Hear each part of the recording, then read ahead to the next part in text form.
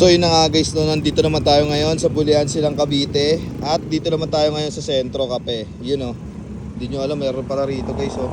Nasa looban pa pala, no. Ayan. Kasi di siya kita eh. Nilagyan na lang ganito para ano, mas kita at pwede na siyang pasukin. Ito yung pwesto niya. Yan, oh. Grabe, oh. Pwede rin kayo mag-dining dito, oh.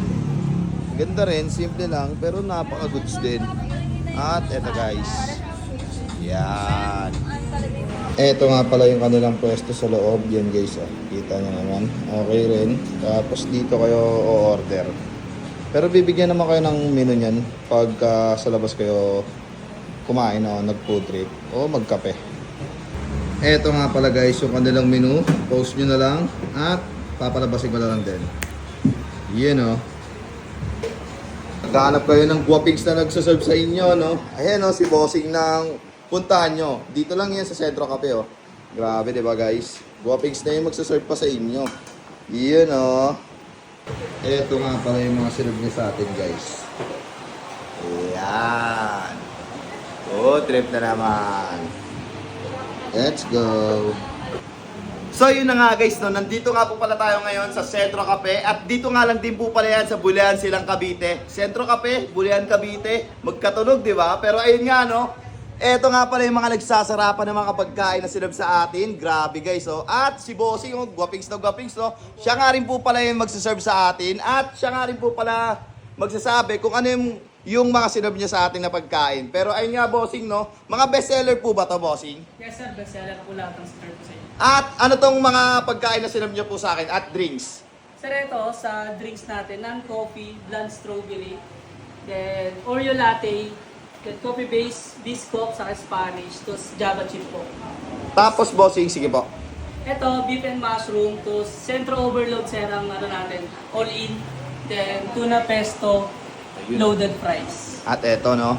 At Bossing, no, sa dami ng coffee shop na rito, no? Ano yung may pagmamalaki mong coffee mo sa compare sa iba, no? Ano yung may pagmamalaki mo rito, boss? Sir, ito sa ano pa biscuit no? natin sir, for only 169 sir, sulit na sulit. Saka sa non-coffee na blonde strawberry, hindi lang siya strawberry milk. Meron siyang ano dyan, parang sentro na Talagang mabisa talaga, sir, na magugustuhan din ng iba, no? Nakakaiba talaga, no? So yun nga, Bossing, no? Bukod doon, Bossing, kasi dalawa lang sinabi mo, eh. Ano tong tatlo na to? Sir, ito Oreo latte, base siya sa milky Oreo, tapos Java chip, then siyempre Spanish, di mawawala sir.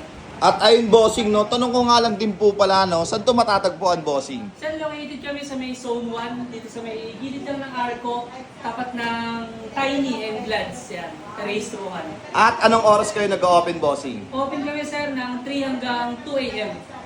At pwede nyo po ba silang invite dito sa Sentro Cafe? Yo, pag nakita kayo ng ano dyan, ng cart na may ilaw, yo, papasok lang siya, may mga upuan, tapos makikita nyo na yung ID namin dito.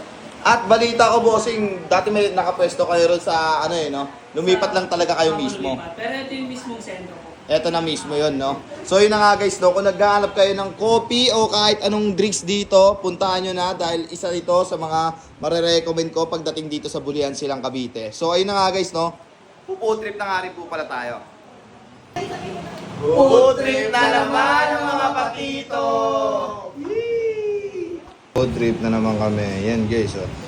Sabi, yan ah. Chai type yan. Yes, ako ngayon.